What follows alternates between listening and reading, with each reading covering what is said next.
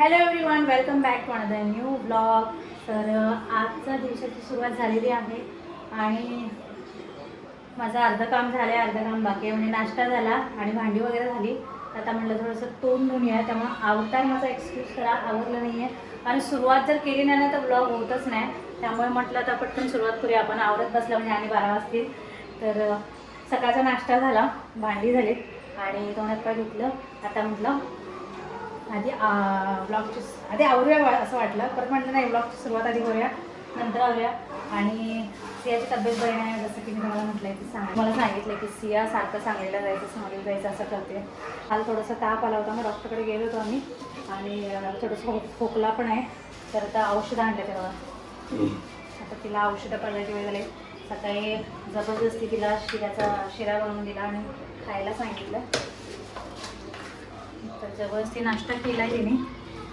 आता म्हटलं औषधं देऊया, परत मग दुपारचं आणि औषध असते. इकडे मी पीठ मळून ठेवलं आहे, चपाती बनवायची आहे, भाजी करायची आहे, म्हणजे स्वयंपाक करायचं आहे. त्यासाठी म्हटलं सियाला औषध पाहिजे, स्वयंपाक या चल औषध पहिला पटापट. आणि तुम्हाला माहिती आहे का, आमची सिया औषध पहिला अजिबात कंटाळा करत नाही. आणि दुसरी गोष्ट, गोळ्या तर तो दादानी चावून कोण खातं का? तुम्ही म्हणाल काय, तुम्ही सरप्राईज काय गोळी इतके कडू दाताने चावून? तर हो, माझी सिया दाताने चावून खाते आणि अजिबात दमवत नाही. पण आम्ही आता ज्या डॉक्टरकडे गेलो होतो ना, इथले जे फॅमिली डॉक्टर आहेत, तर त्यांनी गोळ्या दिल्याच नाही. त्यांनी फक्त बॉटल दिलं, 3 बॉटल, एक तापाची, एक अँटीबायोटिक आणि एक खोकल्याची, 3च आहेत. आणि एक टॉनिक दिले, म्हणजे तिला भूक लागत नाही, परत भाज्या तिला काय खायच्या नसतात, त्यामुळे एक टॉनिक दिले. तर आता आम्ही काय करतो, आधी याची बॅग किती क्यूट आहे ना, काल दाखवली मी तुम्हाला, परत एकदा दाखवले. तर आम्ही औषध पितो पटापट. तर हे तर गोड औषध आहे, हे तर 1 मिनिटात सिया पिते, माहिती आहे का? कडू औषध जर ती चावून खात असेल म्हणजे विचार करा माझं बाळ किती स्ट्रॉंग आहे की नाही. हां, आता बघा टॉनिक पाजू, ते गोड आहे म्हणून. आता एंडला पाहिजे आहे आधी हे पिऊया. असं पातळ औषध सगळे गोडच असतं. कोण कुठे ठेवू मी? स्टँड नसल्यामुळे खूप प्रॉब्लेम होतो मला. स्टँड इथे ठेवू का? हे कोणतं आहे? मम्मा डॉक्टरने म्हणले बॉटल संपून प्यायची. हे नाही टॉनिक, आणि तसलीच अजून एक. हां, 2 प्यायचे. म्हणजे विचार कर तुला टॉनिकची किती गरज आहे. हा करा. आता मी आवरायला चालली होती, परत माझ्या लक्षात अरे मी याला औषधच पाजलं नाही. डॉक्टरने म्हणले उन्हात जायचं नाही. हां, उन्हात जायचं नाही, बाहेर जायचं नाही. अजून त्यामध्ये येणार आहे ना, त्याच्यातच मी ना वेगवेगळे टोपण नाही भरवत बसत, ह्या टोपणातच सगळं पाजायचं. नाही की नाही, कुठं दूर बसायचं सारखं. आधीच कामं कमी असतात. हे झालंय, ते कफचं झालंय, हे तापाचं हे. Wow, very good.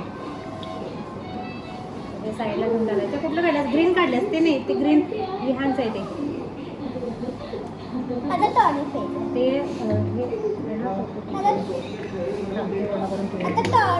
अजून एक आहे ना अँटीबायोटिक. अँटीबायोटिक फ्रीजमध्ये ठेवले. हे देऊ का आधी? हे देऊ आधी. हा बघ, ह्याच्यावर लक्ष ठेव. आणि माझ्या सिया विहानला ना मी साडी घातलेलं खूप आवडते ना, त्यामुळे मी साडी घालणार आहे आज. आपल्याला शेक करायचं, कुठलंही औषध पाजताना शेक करायचं.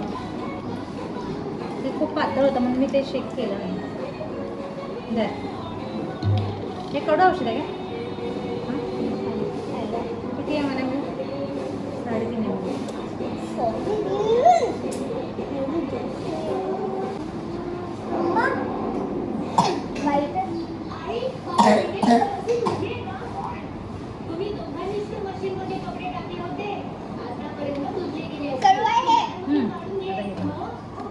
कॅप नाही लावली. असं वाटतं हे ज्यूस आहे.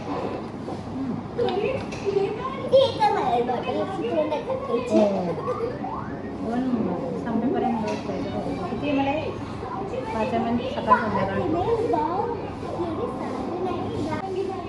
पिऊन घे. हे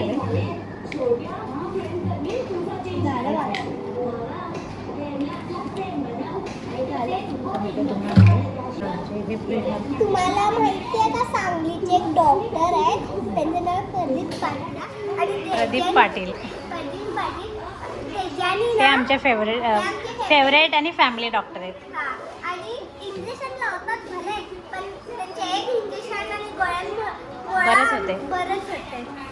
आणि दुखत तर अजिबात नाही. हा. एक मुंगी चावल्यासारखं होते. इंजेक्शन आणि जर तुम्हाला चांगलीची गरज आहे तर त्यांच्याकडे जाऊन ओके. ट्राय करा. ओके. काय करतोय?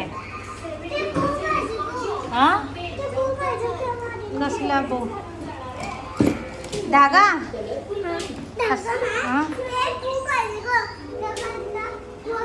स्क्रू? कशाला स्क्रू? खोलाखोली करायची नाही मग तुटते गाडी.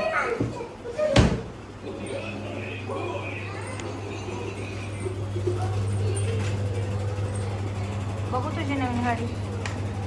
बघू इकडे इकडे आत या. चालते. ती कसली गाडी आहे? नाव काय त्याचं? मशीन. मशीन.